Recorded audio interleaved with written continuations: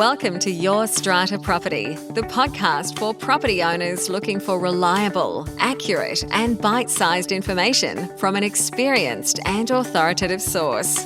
To access previous episodes and useful strata tips, go to www.yourstrataproperty.com.au.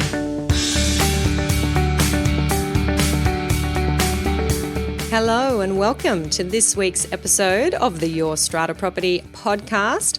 I am Amanda Farmer and it is my job to guide you through this ever-challenging world of apartment living. We are here each week demystifying the legal complexities of apartment living. And this week, I'm actually bringing you some insights from another podcast. Fancy that. This week I'm featuring the Elephant in the Room Property Podcast, the hosts of which are the lovely Veronica Morgan and Chris Bates. It is not the first time that I have brought you a feature from the Elephant in the Room. We do like to share property wisdom across our channels, and I'm very grateful to Veronica and Chris for allowing us to do that. This week I am bringing you my own interview with Veronica and Chris. I chatted to them towards the end of last year, 2019, about the little-known concept of unlimited liability in our owners' corporations. As you'll hear Veronica say, it is a topic that we were actually chatting about over dinner together and identifying this issue as something little known but very impactful. Veronica invited me onto her show to delve a little bit deeper. Now, we talk a fair bit in this episode about the horrors of apartment ownership, and I want to say up front that it was not and is not my intention at all to scare anyone away from what is still a very good, in my view, investment choice. And you will hear me say that later in the chat with Veronica and Chris. And while I do share the background to some rather scary situations, I want to recognise that those are by far in the minority when it comes to everyday experiences of apartment living. For every poorly managed building, for example, there are 20 very well managed buildings. And I know many of you listening to the podcast will be in that category because you're exactly the type that want to protect your well-managed building and, as managers, hone your expertise. In this chat with Veronica and Chris, I share my very much outsider perspective on Mascot and Opal Towers, those buildings that we've heard so much about in the media, and play out a scenario for what might happen in a building where certain owners may not have the financial wherewithal to contribute to a very large bill. One thing that we didn't really get into in the discussion is the availability of strata loans, and that is something that I wanted to flag just at the top of this episode. It'll make a little bit more sense when you're listening in, and I only say this now because I know I'll get emails from you. When there is a big bill to pay, there is, of course, always the option of a strata loan to try and share the burden over a longer period of time for owners who may not be able to have ready access to lump sums. But ultimately, loans do have to be repaid. And I know many of you experienced strata hands will have seen before a situation where owners cannot meet those repayments and need to sell. So what happens if they can't sell? We definitely get into that in this episode of The Elephant in the Room. If you like hearing me chat with Veronica and Chris in this format, you might want to go back and check out episode 132 of this podcast, which was my very first chat with Veronica and Chris, and also my often co-host, Reena Van Alst, chatted with Veronica and Chris on their podcast as well. We're featuring that back in episode 135. Veronica herself has been a guest on our show, episode number 115 and episode number 55. You can hear my interviews with Veronica in those episodes of the Your Strata Property podcast. Now, you're currently listening to episode 198, and that means that we have been feverishly working behind the scenes to bring you a pretty cool episode number 200. In fact, we thought what we put together for episode number 200 was so awesome, if we do say so ourselves. It is going to come to you in 2 batches. So look out next week for a very special episode 199 with part 2 coming to you in episode 200. That's all I'm going to say for now. Time to head over to my chat with Veronica Morgan and Chris Bates on their property podcast, The Elephant in the Room. Here it is. You're listening to the Elephant in the Room property podcast, where the big things that never get talked about actually get talked about. I'm Veronica Morgan, real estate agent, buyer's agent, co-host of Foxtel's Location Australia, and author of a new book, Auction Ready, How to Buy a Property Even Though You're Scared Shitless. And I'm Chris Bates, financial planner and mortgage broker. And together, we're going to uncover who's really making the decisions when you buy a property. Don't forget that you can access the transcript for this episode on the website, as well as download our free Fool or Forecaster report. Which experts can you trust to get it right? theelephantintheroom.com.au. Please stick around for this week's Elephant Rider Bootcamp. And we have a cracking Dumbo of the Week coming up.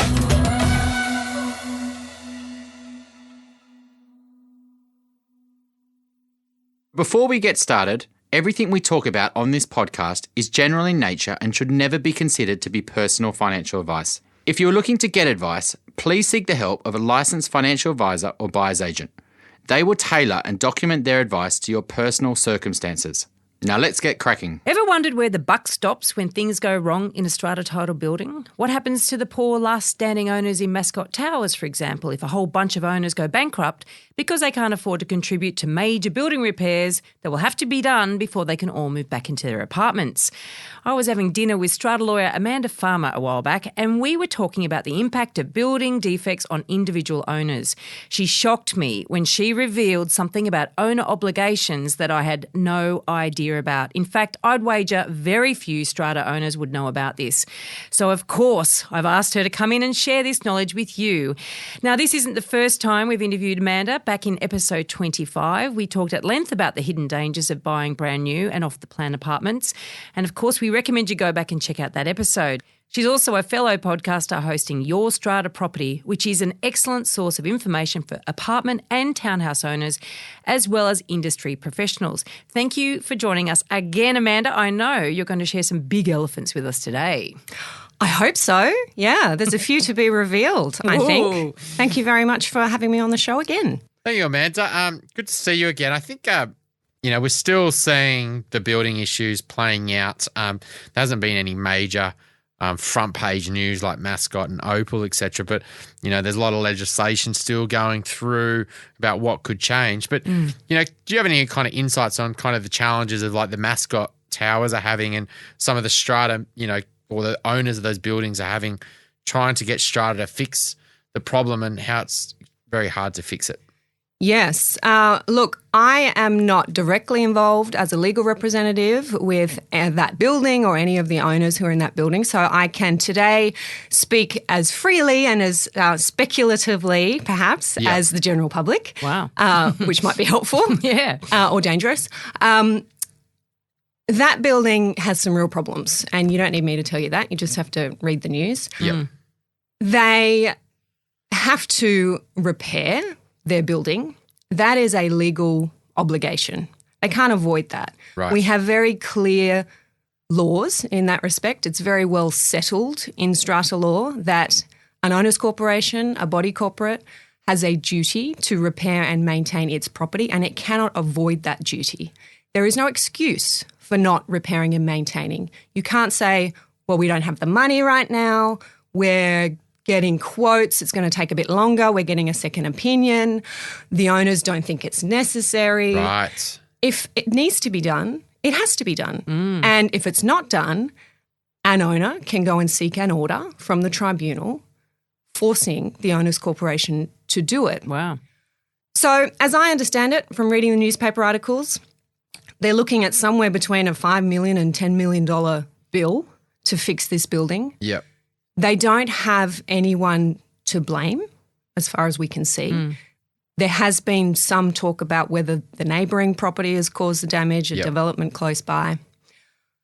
Assuming there's no one to blame and no one else to sue, then these owners are going to have to pay the costs of those repairs. And they are all going to have to contribute to that bill in accordance with their unit entitlements. So they all contribute an additional levy over time to meet that bill, and there's no avoiding that.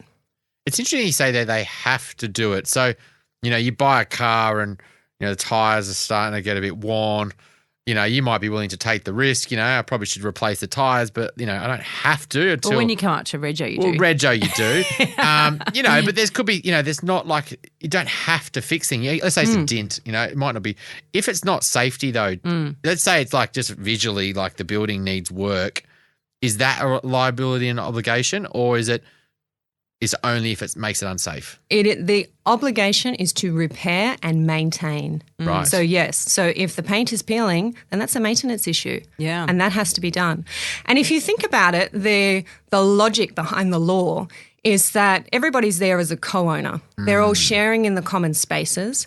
You cannot hold other owners to ransom. A small group, which might be the strata committee or a particular person who's got the day-to-day responsibilities for the management, cannot hold the others to ransom by saying, no, we're actually not going to do that. And you could see that happening. And actually it does happen. Yeah. A lot of the work that I do is acting for owners who are trying to get their building to do work and the building is not getting it done or not doing it properly or doing it on the cheap side rather than doing exactly what's required. A lot of the litigation that we see before the tribunal is on exactly that point. So it's just maintenance and safety. But let's say it's anything that's going to potentially add value, but it's not those two things. That's when the 75% of unit holders must agree to approve something, yeah? Yeah, really good point. If you are improving or upgrading the common property, then you require a special resolution at a general meeting. And the common way to think of that is, well, that's a 75% majority vote. It's not actually phrased that way in the legislation. It's no more than 25% voting against the proposal, calculated on a unit entitlement basis. So it's not a show of hands. You look at the value of everybody's lot on a unit entitlement basis.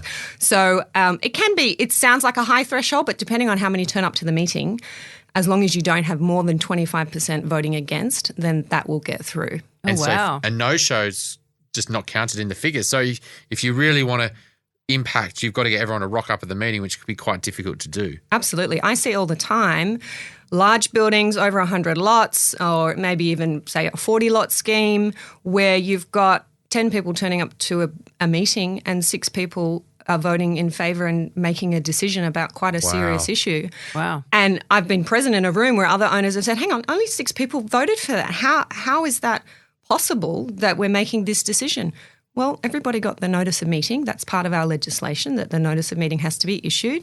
There has to be 7 clear days notice. They've got it in their mailbox or they've got it in their email inbox. They've either read it and said, well, we don't care, which I think is most likely the case, or they haven't read it and they'll complain later when they see the special levy that's been raised to pay for the work. Wow. And let's say you're in a state. Let's say you did, diversify your investments and you go and buy a house in Melbourne, a unit, strata townhouse, and you can't get there. Can you still be physically present but not present? You can be present by proxy. So you can appoint somebody to be present for you, and you do that by filling in a particular form that's stipulated in the legislation. So it's those who are present in person or present by proxy are those who are counted as attending a meeting. And that proxy, does that have to be a person there? Do you have to get someone to go for you, or can you just be like, I'm here but I'm on the phone? It has to be a person there. However, we now in New South Wales have a provision for electronic meetings. So meetings that can be held by video, by phone. You can have pre-meeting electronic voting. This all came in with our legislation that started in 2016. We had a complete revision of our Strata Schemes Management Act. But I have to say I don't see very many of those, and certainly not for annual general meetings, not for big meetings where there's a lot happening on the agenda. We're still holding those in person. But it is possible to hold electronic meetings, but I think we're waiting for a lot of the software and the technology to catch up to that. It's sort of interesting, isn't it? Because so many strata managers don't seem to really know that much. Yeah, that's an understatement. And then you've got a strata manager, managing a building, and you've got an owners corporation full of individuals who probably aren't aware of their own obligations as a committee member. They may not realise that they can actually go and get legal advice or go to a tribunal and actually force all the other owners to actually repair and maintain that building. Yep. So there's it's not just misinformation out there, it's complete and utter lack of information out there, which is alarming. And obviously that's one thing that your podcast seeks to redress. But in fact, that's where I learned a lot of this stuff actually from your podcast. Thank you very much. So back to the Mascot Towers idea, right? So, okay, so they have to. How many apartments in that building? Does anyone know? I think it's about 60. Yeah. Right, so 60 owners split not equally because they're going to be small apartments, big apartments. So I hate to own the penthouse in that one. They're going to be told, right, fundamentally it's going to be at least this much, possibly more. And if you're going to investigate whether the building next door is at fault, there's going to cost involved in investigating that. And maybe we can sue them, maybe we can't, just add to the bill. Some people are first home buyers, just bought their first property, used every cent that they had to get in there. Can't live there at the moment, can they? They can't move in there, no. So they're paying rent somewhere. Living with mum and dad, pretty diabolical. If they can't get the extra money, okay, so they're going to start going bankrupt. Yes. I presume. Yeah. Well, is that their only option? Well, the building can raise money by levying the owners. That's one option. And let's say they have to raise, for argument's sake, let's say they have to raise $10 million to pay for all of this. So we don't know what everybody's different unit entitlements are, so just split it equally. Yeah. It's about $150,000 each. Now, you can imagine that there would be plenty of people in that building who would not have $150,000, certainly not cash, and nobody, I imagine in their right mind, is going to lend on the security of those properties so unless true. you had some kind of significant equity. And they probably don't have equity in their apartments anymore anyway, because let's face it, who would buy it? So Exactly. they don't have equity, may not have cash. Exactly. I mean, that's a good point because reality is you can't sell it because, no one's going to buy it with cash unless they buy it for a really cheap price. And, there's no buy and not many people have got all cash. They want to borrow. Yeah. And all the banks have just blacklisted the building. Yep. And they might have some cases blacklisted suburbs, but, they can't sell it. So that's not even an option. Yeah. So these people are paying their mortgages. Some of them may be living there. Some of them are investors and they're having to put their tenants up elsewhere. And they're hit with this $150,000 levy. They cannot pay it. Now, something that I think most strata owners and maybe even strata managers are not aware of is that owner who cannot pay the levy can actually be pursued by the owners corporation to the extent of all of their assets. So not just to the value of the property or what equity they have in the property, but if this particular owner has other assets, other investment properties, other properties, those other properties are actually at risk and exposed. Yes. Because it is that particular owner who can be pursued, as you said, Veronica, to bankruptcy, if that's what the owners corporation chooses to do, to be able to attempt to recover its levy. If that owner is pursued to bankruptcy, then trustee in bankruptcy is going to be appointed. The secured creditor is probably going to be the bank. If they have a mortgage, the bank is going to be paid out first from any assets. But let's remember, the only asset is the property and nobody wants to buy it. Yes. So that trustee in bankruptcy is sitting there with what may be a I don't want to say worthless, but an White asset elephant. cannot pay the mortgage, certainly cannot pay the levy, and the owners' corporation is not a secured creditor. They rank far below those who are secured on the title. So this person can't pay their $150,000 levy. The owners' corporation still has to raise $10 million to pay for the repairs and maintenance because that is the legal obligation. People to divide the $10 million on. You got it. Oh. Let's say, serious circumstance, half of the owners fall over that way. Yeah. You've got $10 million that has to then be shared between 30 people. Yep. And they're all now paying a $300,000 levy. Yep. I don't think many strata owners understand that, and I accept that this is an extreme situation. It's not one that we've really had to think through as lawyers, and certainly haven't seen cases on this before, because usually where there is significant liability like this, there's insurance. It's some kind, it might be a civil liability that you're insured for. It might be some storm damage that you've got building insurance for, but there's no insurance here and there's no original owner to pursue because we're out of the warranty period. It's a really unique and kind of scary situation.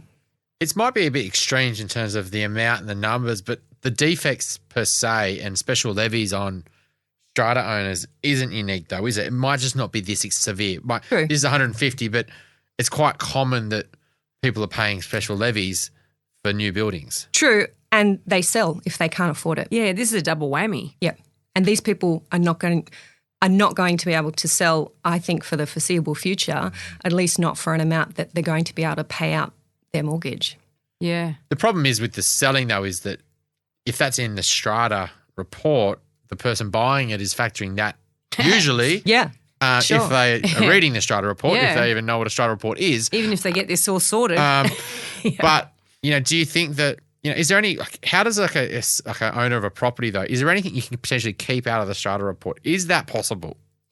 Okay, so the idea of a strata report is that somebody, it might be your conveyancer or the lawyer that you engage to advise you on the purchase, or it might be a professional strata inspector, records inspector, or it might be yourself. You go to the offices of the strata manager, if there is one, the place where the books and records are kept, and you look through the books and records, the minutes of meetings, all the correspondence, the invoices, the insurances. That strata manager should be holding every document, including electronic material, that has something to do with the management of the owners' corporation for at least the last 7 years. What we're finding, and I think you've spoken about this on the podcast before, I've certainly spoken about it on my podcast, is that the records just aren't complete. Strata managers are not keeping accurate records, up-to-date records. When we go and search them, and I do this a lot for clients, we can't find a lot of material that should be there. Is there any fines or anyone? Because that's probably the issue, right? Like if no one's going to get in trouble, there's no one really watching what I'm doing. Yeah. Then, and I've got 20 buildings or we Yep. didn't even do the meeting. Like I'm sure that happens. Yeah. Quite common. You can seek, an owner can seek an order of the tribunal that the owners' corporation has failed to keep accurate books and records. I've been involved in a couple of those applications on both sides. And what usually happens is that the owners' corporation says, oh, you were looking for something. What were you looking for? Let us know. And you give an itemised list of what's missing, and then the documents turn up. Maybe $5,000 or $6,000 in legal fees later. For the owner. For the owner. Yeah. Yeah. So they throw their hands up and say, great for you, Amanda. But the fact that we have to do that, commence litigation to get them to keep proper records, and then they get a slap on the wrist by the tribunal that says, oh, okay, well, the records are there now. Everybody happy? Yeah. So let's say you buy in an older apartment because you don't want to buy new stuff now because you've, been reading the papers and you've understand the risk with defects, etc. And you're going to buy an older apartment and that building isn't very well maintained. It's not too bad. Like it's just looking a bit tired and things like that. Do you see much success in the purchase of those buildings going in and influencing the strata to tidy it up and spend money on the building if it's been neglected for so long? Yeah, you're kind of identifying my investment strategy there. If you know what you're doing and you don't mind the heartache, additional financial contribution, or you understand that it's coming up, I think that can be a very good investment strategy. And I know plenty of knowledgeable strata sector stakeholders who do that, exactly that. Right. They get the place for a bargain because it's run down, and then they use their knowledge and their contacts to improve. Make everyone the spend building. money. You probably don't want Yeah. to live in that building when you're doing that though, because No, depending on what it is, Get some of cheap course. rent. Yeah, yeah. And I think people need to go in with open eyes on exactly that point. You might say, okay, well, there's 500 grand's worth of rectification work to happen here. That's great. I'm going to negotiate a reduction in my purchase price then. Yes. And because I know I'm going to have these special levies coming up, great, I've got it covered. And then I'm going to live in it. You're not thinking about that day-to-day strain on your life, that you have to live in a construction zone, that you're going to have to go through that process if you're on the committee of getting quotes, explaining to other owners why this is happening, supervising the project if you haven't spent the money for an engineer. And it can go on for years and years. It's the same with the defects rectification process. Owners saying, okay, well, yeah, there's defects, but I got it for a good price. Yeah, I bought off the plan, but I got it for a good price because everybody is avoiding off the plan at the moment. Yep. Great, but can you live with this for the next 5 years? Yeah. It'd have to be a really good price. A really good price. Really, Yes. I mean, that is the thing, though. It's how good am I? Yep.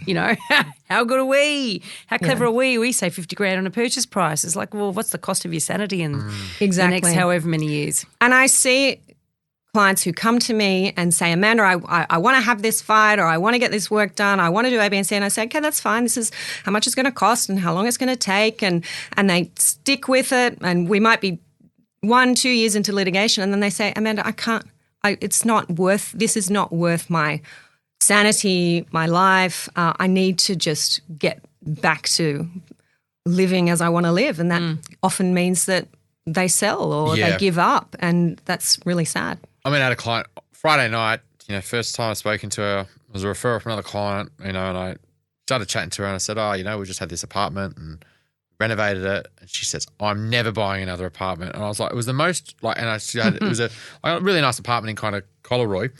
And the whole experience, she just said that it was the people in the apartments that made her life hell for 2 years because she was going through this renovation. And it was just so bad because it was in this situation is she was trying to do all the things to improve the value of their building and was doing what you're saying is looking at what needs to be done because she was thinking about how can I add value, but then all the other apartment owners made their life hell, and so it just all wasn't worth it. Yeah. Well, you got to think about if a building's been left to go to wreck and ruin a bit, then those people are quite happy to live in a building that's going to wreck and ruin. So you've got to have an uphill battle, don't you? I mean, it's not like they go, oh, thanks for coming. We've just been waiting for someone to come and tee us up. Yeah, definitely. The people who are in the community, the attitude that they have, that is so important, but it's so hard to predict or to know. Yeah, that's so right. Yeah. It's hard to say, but there can be a lot of luck in these decisions. Yeah. I bought into a building recently and I feel that I've been very lucky in that the committee there was welcoming of me and my ideas. It was a little bit Veronica like, oh my gosh, thank goodness Amanda's here to help us solve some problems. But it could have very much gone the other way. Yeah. That these people could have said, yeah, Amanda, we hear that. We know we have a legal obligation to do A, B, and C, but we don't want to do it. Yeah, don't and then I care. could be in litigation with my neighbours. That would be horrible. Yeah. But I see that in my professional life all the time. So looking at the books and records, and I always say looking at the recent email correspondence, because the things that people put on email never ceases to amaze me. They disclose so much about what they think about their neighbours, what's going on day to day in the building. And they don't realise that if the strata manager's copied in, it's going to go on the books and records and someone's Gotcha. going to read that, and maybe the neighbour you're complaining about is going to read that, or their lawyer is going to read that. So that can give you insight into what the community is like. But sometimes having someone who is a professional searcher or a strata lawyer look at that for you can help you to gain that insight as well. So let's say think about a client moment. Let's say they're going alone, they're buying a nice apartment in the lower North Shore, like in Mossman or something like that, like a nice brick building with views, etc. And what should they like? Just trying to get listeners to think about it. Like if they're going out and they're trying to buy, and they're going alone, they don't want to use a buyer's agent, even though I've encouraged them, and they want to go down the whole finding the strata records. What should they be doing when they're looking at these buildings Like how depth and how do they get access to all that information? Because it's, you can download the Strata report, but that's not enough, is it?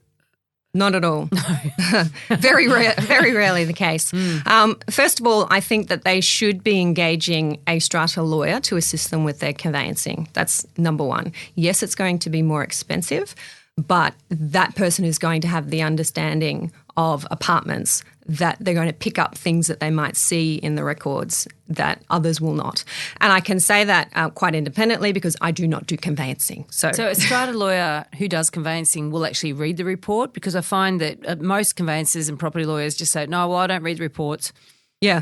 A, they should read the report. B, explain it to you. And I even think C, tell you that, look, this report is actually not that comprehensive. What's missing? And I suggest that I go and have a look. It'll be 2 hours. It'll cost you a little bit more, but I will be able to see what's missing. I will be able to read, for example, the engineer's report that's on file and understand, okay, well, this engineer has identified concrete spalling on the balconies. So if they've identified that, then I know from my experience that with this many lots, with concrete spalling to this extent, that's going to be at least $1 million project. And that's probably going to take two years, even though this engineer said, it's a 6-month job. So are you prepared for that? And are you prepared that the $1 million will probably become 1.3? So as strata lawyers, knowing the other side of the purchase, we can provide that additional guidance. You should be looking for a 10-year capital works fund forecast. That's the 10-year plan that every building must have by law in place that says this is the repair and maintenance work that we're going to do over the next 10 years, and this is how much it's estimated to cost. So a professional has come in, walked around the building and said, this is how much you're going to spend over the next 10 years, so this is what your levies should be for the next 10 years. And that will highlight things, even in a perfectly well-maintained building, it'll highlight things like, well, we're going to be repainting a whole building in 3 years' time. We're going to be replacing the timber windows with aluminium in 5 years' time. So those major things that are coming up, as a purchaser, we're going to be doing the roof. The waterproof membrane hasn't been done for 25 years, so that's ready to go. Oh, I'm buying a top floor apartment and the waterproof membrane has been leaking. That's interesting. That's something that's going to have to be addressed. On that, so the Capital Works Fund forecast, which used to be the Sinking Fund forecast, there's varying degrees of value in those, right? Yes. From what I understand, there's those that just basically press a button and say, well, for a building like that, you would expect, it's basically all computer generated, versus ones actually had a quantity surveyor go out to the property and actually look at what this property needs and will likely need. And there's quite a big difference, but they're both, you can tick the box to say they're both there. Yes, very true. There are companies who can do them quite quickly and cheaply using templates and then tick the box to say, yes, that's been done. The other thing to bear in mind is that our legislation says that the owners' corporation must follow the plan as far as reasonably practicable. Yes. They don't actually have to follow the plan. And that's been a concern for us lawyers when our new legislation came in and it said that.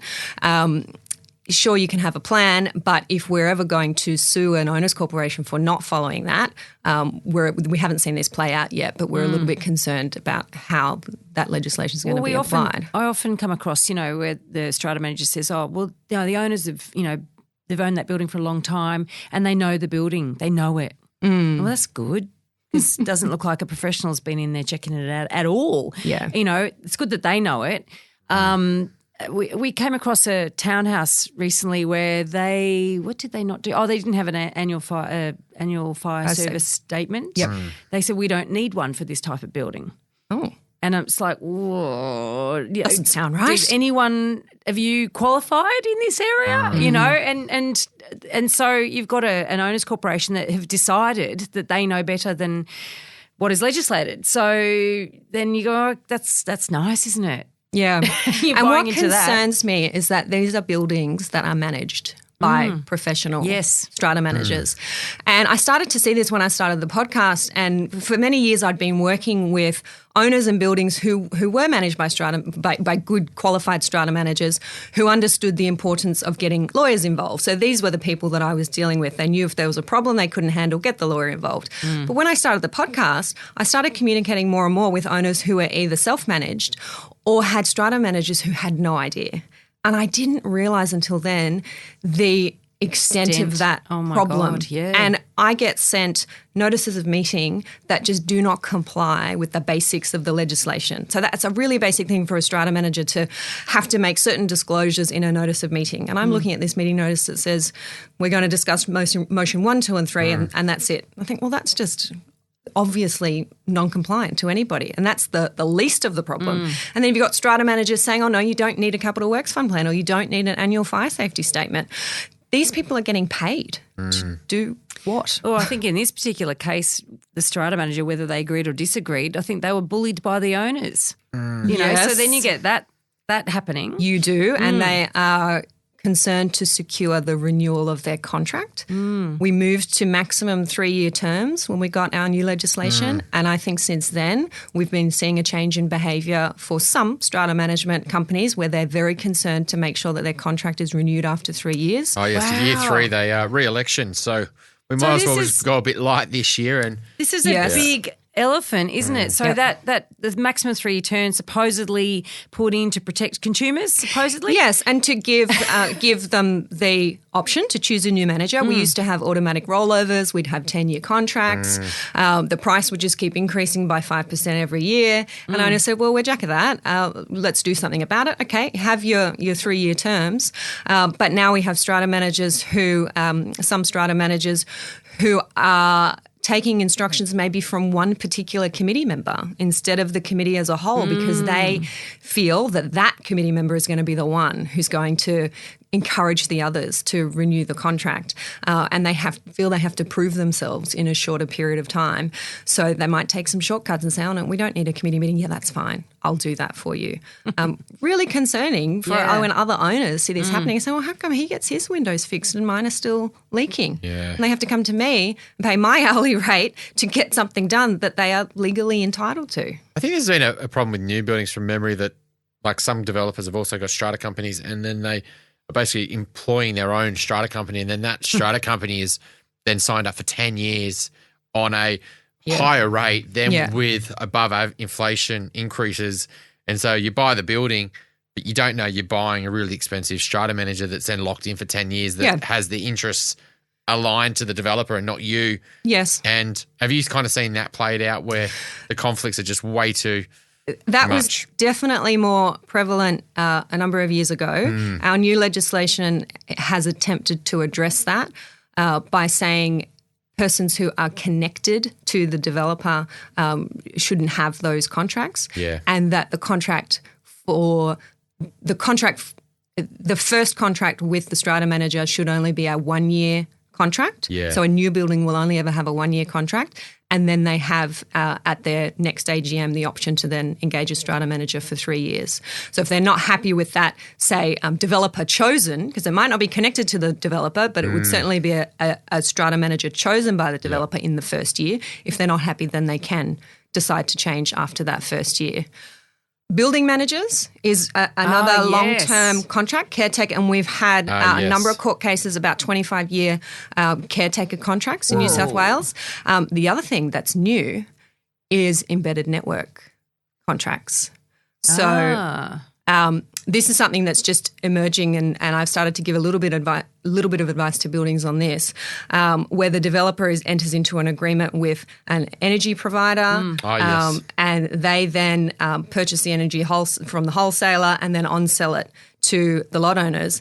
And those can be long-term contracts that the developer sells the apartment on the promise that, but your electricity is going to be really cheap because we've got this particular contract. And then over time, it just skyrockets and they just can't get out of that contract.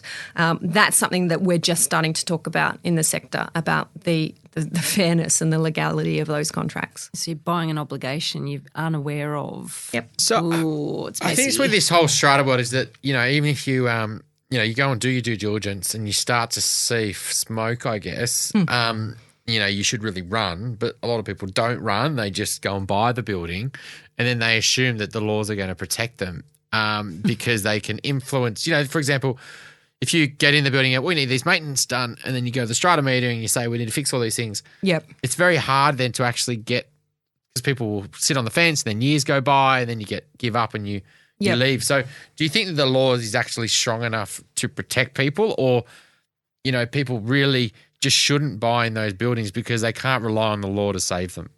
Oh, that's a really hard question. The law is definitely there. There are avenues for people to address an underperforming owners corporation, but they're not easy avenues and they're expensive. Our tribunal says we're consumer friendly. We don't necessarily want lawyers in the tribunal. You should all self-represent. But this is complex. These laws are complex. And that's the tension, I think, between this is somebody's life, it's their everyday, it's what they're living and breathing, but there's this whole layer of incredibly complex legislation that overlays all of that they're supposed to understand or to navigate, and our tribunal says you're supposed to do it alone. And if you do engage a lawyer, the tribunal also says, well, that's nice, but we're a no-costs jurisdiction, so it's very unlikely that even if you're successful in getting an order to force the building to do what it always should have done, you don't get a cost order in your favour. You're having to pay your 20 grand out of your own pocket for your lawyer to run that case. And that's what I tell my clients. Don't assume that you're going to get this money back. I can get you the result, but you're going to be out of pocket for it. Having said all of that, I'm working with probably the worst 2% of buildings at that level. And there are tens of thousands of functioning strata buildings in New South Wales, and most of them are doing pretty well. Doing good, So I don't want to scaremonger here because my everyday experience is problems and difficulty. There are many, many buildings that are functioning just fine. They're compliant. They've got good managers. They've got money. They're well maintained. I invest in strata myself. I wouldn't talk anybody out of investing in strata for that, just for that reason. I think it's a good point. See the smoke, but go look at it, but it doesn't mean you shouldn't. And just be armed, know where you can get information from, know who you can get it from, understand that there is this whole world behind these buildings that may impact you, it may not. You may have to look at the strata legislation at some point. You may have to do some Googling about what the building's responsibility is to repair and maintain. You may not. But it does have that added layer that you wouldn't otherwise have in a freestanding home. Yeah, and I think it is important that you don't wishful think it away. I think that, because if you do get caught up in a building that needs this issue, it's not solely your responsibility to fix it. So therefore, you've got to lobby and you've got to negotiate and maybe litigate and all that sort of stuff. And it could just adds years and years and years to the whole drama of it. What a nightmare. At least in your own home, you can. I mean, it's going to cost you, but it's at your discretion. Yeah. So, yeah. So the elephant in the room is 100% for you. The reason that Chris and I do this podcast is because we passionately believe that property buyers can do it better. We really want to help all of you understand all the risks, but also the ways in which you can avoid your elephant making the decisions. But what we would love for you to do is just to share this episode and share other episodes with people around you that are going through the property process. Give us a review on iTunes. A 5-star, please, would be very appreciated, because this is about making sure that we all benefit from the wonderful information that our guests have been sharing with us. Right now, there is still hope out there for a lot of first home buyers in Sydney, Melbourne, where they're, entering the market and they can get into that house, right? And they don't have to buy a townhouse or an apartment, because there's still pockets that are still affordable to them in areas that they want to live. But in, say, 2016, 17, that was pretty much gone. It's pretty much going now again. It's pretty much, it's not far off. It's, if we get back to 2017 prices again, which is, maybe I happen. would argue we're beyond it in some pockets. Yeah, I agree. So, it's not, and so then we're going to, and it's already happening, I think, that we're, a lot of first-time buyers and young families are going, well, our only option of living in these cities is we can't afford freestanding. Yeah. We have to get an apartment or strata. So the option of just going down, we'll just buy a house isn't an option. So they've really got to get skilled up in understanding strata, because they go to their parents. Their parents have never owned strata. Yeah. Their friends, you know what I mean? There's so much, they just have to know this information. They just don't know where to go. So I'm interested though, there's townhouses and there's apartments, and there's apartments and there's apartments. There's your red brick 3-story walk up, which is fairly self-contained and pretty easy to navigate. Your townhouses where you've effectively got your own lot, or everyone's got their own lot, but you've got your own bit of ground and you're not necessarily sharing roof space or floors or that sort of thing. You might just be sharing walls, maybe at a common property, sometimes just a driveway. It can be quite simple. And then you've got, really complex multi-use buildings at the far end of the spectrum. And I remember when we interviewed Reena Van Alst, back in the 30s, I think. Yeah. And we talked about that. We touched on the complexity of being in one of those buildings as well. But from your experience as a strata lawyer dealing with the 1 or 2% of the terrible buildings or where terrible things happen or go wrong, do you come across townhouses very often in that? I do, yes. You mentioned there about townhouses maybe only sharing part of a wall and kind of having your own backyard. It all depends on the strata plan, of course, what the strata plan says. But quite often those townhouses still, the roof is still common property. Right, yep. Yeah. All of your walls are, your door. You may have the use of the airspace in your front and backyards, but the ground itself is common property. Right. You've got your fences. Those arrangements can sometimes be more complicated because what you see is not necessarily what you get. It's not necessarily what you might think it is. And when we look at the plan, we say, oh, did you realise, the driveway is actually common, or you're actually responsible for this part, but you're not responsible for the other. So I think those developments in particular, people need to be getting specific advice on what does the plan show, what has the agent told me I'm buying, and go and see your lawyer or conveyancer to make very clear what you are actually buying. It may not be the same thing. Oh, yes. But I have to say some of the most hard-fought, vicious disputes I see are in the smallest buildings. Really? So a 2-lot scheme is always very difficult because you can't make any decisions. If one person doesn't agree, you need that majority to make everyday decisions. Yep. Well, that's actually interesting because, say, in Leichhardt Council, I remember some years back they changed the minimum lot size. And so there's a whole bunch of, say, 300 square metre blocks of land that got subdivided into 2 150 square metre blocks of land, but because it was sub 200 per lot, the council deemed that, well, there has to be strata. So you've got there's quite a lot of two-lot strata schemes. And yeah, there's some implications there too because, of course, you've got to insure the building as one. You do. Then there's obviously you've got maintenance. I mean, quite often they just agree to maintain each their own lot, but what needs to happen in those cases? Yeah.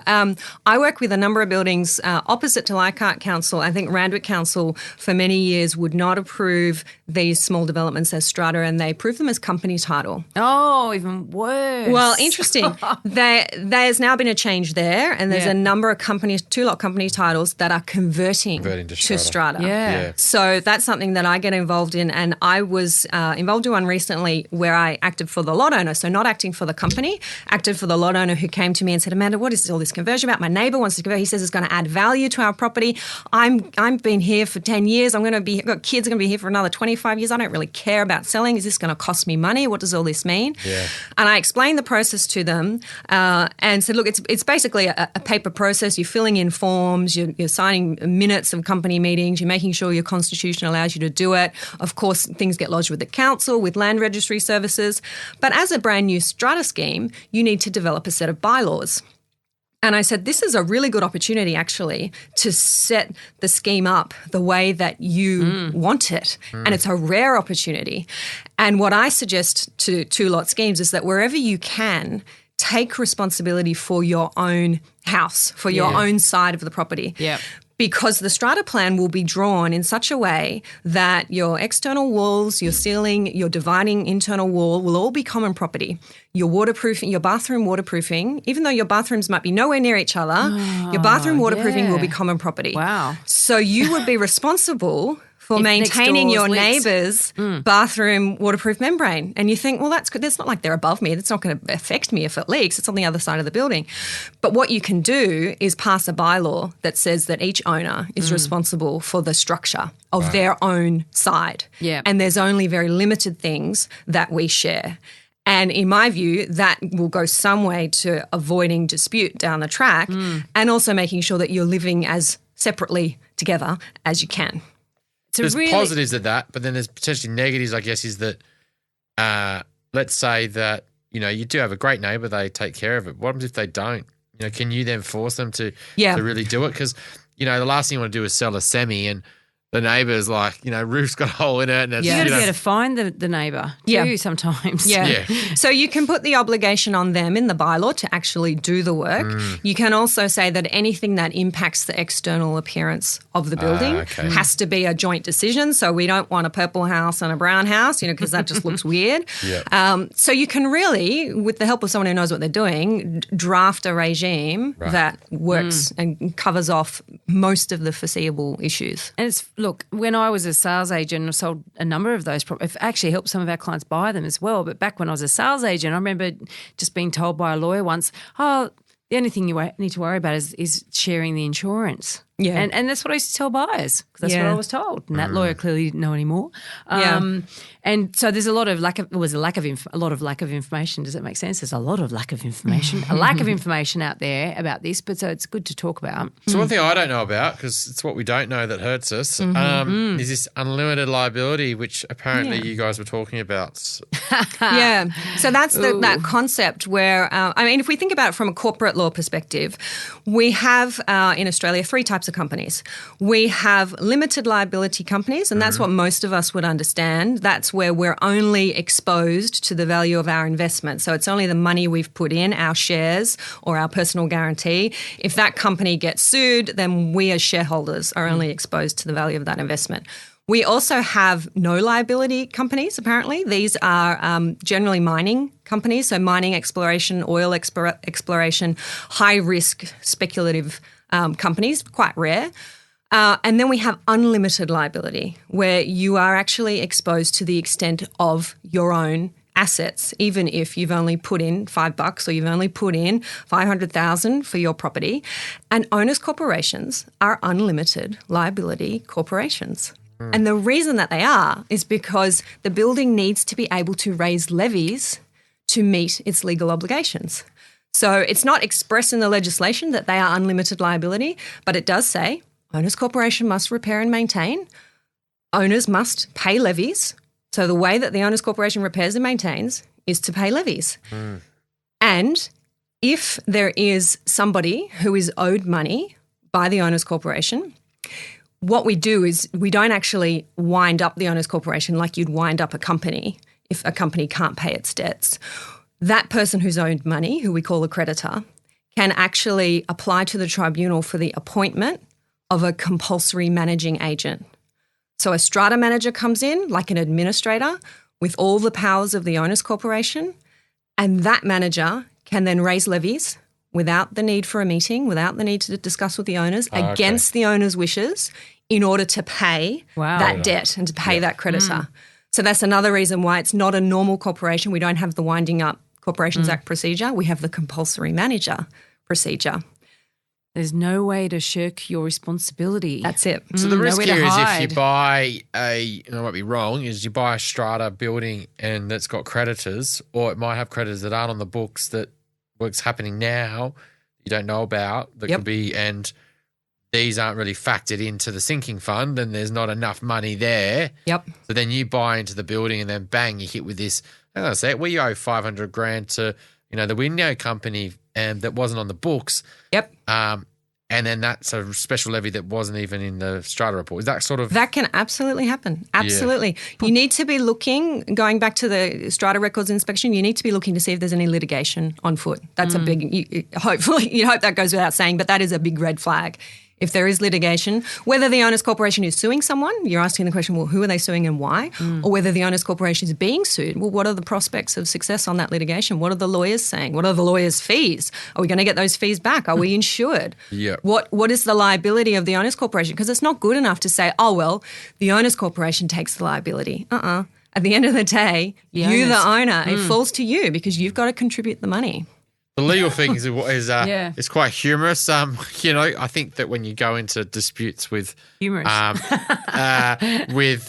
legal issues, you just assume if you've got a good case and that you win the case, and you've done nothing wrong, that you could always put those legal costs on the person fighting you. and then they'll pay the legal costs. Yeah. But from my understanding, that very rarely happens. Yeah. You just enter in it, you throw the money to fight your case, but you could really kiss those legal fees goodbye most of the time. Yeah, in a court, we usually say costs follow the event. So if you win, then you get your costs paid. Even that, however, you never get dollar for dollar costs. I shouldn't say never, there's unique circumstances, but you should assume even if you're successful, you might get 50, 70% of your costs. So you're still going to be out of pocket. Even that's in a court with good cost, what I would call good cost rules. In the tribunal, because it's supposed to be consumer friendly, because somebody shouldn't be punished because they don't have a lawyer and their opponent does have a lawyer, the tribunal says we are a no-cost jurisdiction. You will only get a cost order if there are special circumstances. And special circumstances are situations where someone never should have brought the application, they haven't complied with the directions of the tribunal, they had no evidence, they have a completely misconceived, vexatious claim. They're just wasting time. Wasting time. Obviously. But then you've got to argue that point. You've got to argue for a cost order and you need somebody who understands the legislation to argue for that. So as an example, you buy this old building, you think you know all the rules, you go in there and you start, you get your lawyer to defend all your rules and it gets dragged out over the space of many years and then it gets the final outcome. You get what you want. Everyone's got this special levy and you're going to pay it. But your legal, let's say not yours, but some legal fees have accrued. There's very unlikely you're going to get any of that money back. You as an owner of that apartment's basically saying goodbye to that money, yeah? Is that? In rare circumstances, you'll get some money back, but I always tell my clients, don't assume you're going to get anything. There's little protection you can rely on. Yeah. What about Opal Towers? Okay, because that's a situation where there's insurance and there's litigation and there's people to litigate or organise, or they're litigating against the state government at the moment, aren't they? So what happens in that sort of scenario? And once again, you put your life on hold for how many years and there's also going to be devaluations of property, and even if you get out of it the other end and half unscathed, there's certainly no easy path for any owner there. But what's going to happen in that scenario? Yeah, so that scenario was different to Mascot in that they are a new build. The builder and developer was still around and are still around. And the word on the street about Opal is that builder and developer has been very forthcoming in terms of paying to fix these problems, putting their hands up and saying whatever it takes, we will do it. You see that there's been an inquiry, there's been reports, there's been, I think a certifier has been fined, but the builder has said, we've got a good reputation. We're going to make sure that this is all looked after. Yeah. Yes, there is a class action that some of the owners are involved in against Sydney Olympic Park Authority. That's the government agency who were the original owners of the land. So the commentary around that scenario is actually that the Opal owners are the lucky ones, if you can believe that. Yes, they all had to leave and they've got this problem, but they don't have to pay for the fix because the builder, it's within that 6-year warranty and the builder is going to fix that. The reality is though, unfortunately, they might not pay out of their own pocket, but they will pay when they sell that property one day. Yeah. It's pretty well publicised that building, and so a lot of investors will be like, well, even if it's fixed, I don't want to buy in that building. There's another one that's nearly finished because it was 3 or 4 or something. Yeah, out there. Boomerang or something. The next one's called. Let's say 3 or 4 we know about. Yeah, and I know there are buildings committee members, lawyers out there who say, if I was in that building or if this was my building, I'd be keeping it very, very quiet. And this goes back to a question that you asked earlier, isn't it? Because the thing is that, there's a bit of a conspiracy of silence in some buildings, isn't there? I mean, well, look, at Opal Towers, let's face it, the one next door goes up, you're going to be looking at them going, I would feel pretty nervous if I had bought off the plan in the next one, regardless of whether it's going to start cracking. Yes. It's more about, well, how is my value tarnished because of the one next door? Yeah. So that's sort of an issue there. But there are buildings, and we've heard many anecdotal examples of buildings where they've sort of agreed to keep things out of the minutes, agreed to discuss everything off the record. Have you come across that? Yeah, that's a real problem. And certainly no strata manager or strata lawyer who's aware of that happening would or should be advising buildings to do that. It should be making very clear that accurate records need to be kept. Nothing can be withheld from the records. And that does pose a problem. If people are doing their inspections thoroughly, engaging people to do it, and the information just isn't there, then they can't make an informed decision. Again, I'd say that comes down to having a professional, experienced person look at the records, because I'd like to think that I'd be pretty on top of if something was missing, it would stand out. It would stand out to me. Some clues in there. There's But the building doesn't have to be strata managed. It's self-managed, yes? Correct, So if you are buying in a self-managed building, you would like to think Yeah, but that... there's definite warning signs when you look at self-managed records. Yeah, the shoebox. Well, it is, yeah. Definite record. Yeah. They'll be out there and people will be buying them, and they'll be buying them thinking, well, that all looks good, it all looks fine. Oh, but they're also levies are low. interested. Levies are low, and they're so interested. And Bill down there in number 3, he knows everything. Yeah, he looks after us. Have you heard of non-disclosure agreements and things like that being used as ways to silence ex-owners? Ex-owners, people who've moved out. Ooh. People who who've know sold. information about the building that we don't want to be publicly information. Giving me ideas. He's Never such thought a about that. conspiracy theorist, Chris. Look, I've never heard of that happening. Yeah. I have heard of disgruntled owners, whether they're former owners or current or their tenants, using technology, Facebook and websites and blogs to cause problems. I always say in response to that, well, let's fight fire with fire. Set up a website, set up a blog and deliver what the real information is. I think, you might have to do that. But we do have to comply with the law. We have to comply with the Strata Schemes Management Act. So certainly a building or a committee couldn't agree amongst themselves, for example, to keep things confidential, keep things out of the records, because that would be a breach of the Act. The only time where an owner may find that they cannot and legally cannot access records is where the records are legally privileged. So it is advice that's come from a lawyer acting for the owners corporation, and that advice can be the subject of privilege and therefore withheld, but only withheld from the owner who's on the other side of the litigation, right? So if we're suing someone because they haven't paid their levies, then I've given advice to the owners corporation about this is how you do it. Then that person in lot 3 who hasn't paid their levies and we're suing, they can't see my advice. But everyone else in the building can see my advice because they are part of the owners corporation. So they're all jointly paying my fees, so they can all see my advice. And that's a really important point to make, because so many buildings and managers don't understand that and overlook it and say, oh, well, that's privileged, so it goes in the privileged file so no one can see it. Right. So it's something to be aware of when you're searching records, to say, well, hang on, I can see in the financials that you just paid $20,000 to a lawyer. What's that for? Oh, no, that's litigation, that's privileged. Well, hang on, does it involve the lot that I'm about to purchase? Does it involve lot 3? Oh, no, it involves lot 14. Well, then I can see it, because it's not privileged as against me, it's privileged as against lot 14. And we've got cases on that. You got to know what you don't know. Yep. Oh, it's a murky, murky world.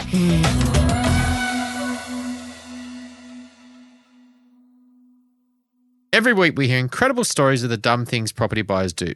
Dumb things that end up costing a whole lot of money and or a whole lot of stress. Mistakes that can be avoided. Please, Amanda, can you give us an example of a property dumbo? We can all learn what not to do from these stories. I do. And I think we might have touched on it a little bit earlier, but I was recently helping a building who had decided that they wanted to pay out their strata loan. So they'd borrowed, I think it started at about $1 million to do some major rectification works. They had been making the minimum repayments and they got it down to about $500,000. And then a group of owners said, you know what, we just want to clear the loan. We just want to pay it out. So in order to do that, we have to go to a general meeting, pass a resolution to pay the loan. The committee did some research about the options. We could pay half the loan now and half the loan next year. We could pay the whole loan out. Sent out the notice of general meeting. The options were on the agenda. I recommended that they do a very clear covering letter explaining this is what's going to happen at this meeting.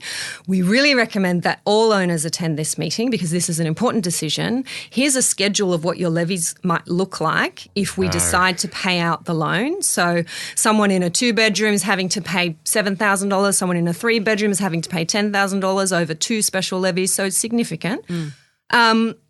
the meeting happened. It's about a 40-lot scheme. I think they had about 10 people turn up in the room. And this is the example of where 6 people made the decision to pay out this loan.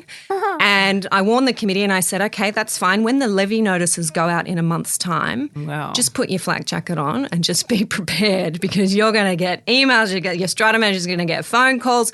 What is this? Why am I being billed $7,000? How did you make this decision? When did you make this decision?